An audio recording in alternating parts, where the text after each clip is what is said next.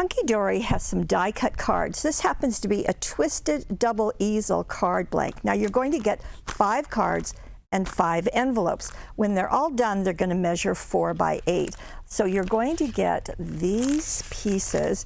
They're already scored, so they're all ready for you. What do? Well, you simply take it and fold it first in half.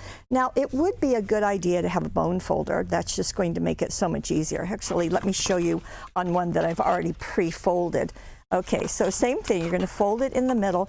And by the way, often people ask, does the bump go on the inside or the outside? The bump goes on the inside of the card. That way, that score line helps break down the fibers of the paper to make it easier. So you've already folded that in half, then you've got these 2 pieces. Now they've got a score line going like this. You're simply going to fold that in on each side, and you get the idea. You know how an easel is, where you're going to only glue at the bottom part of it?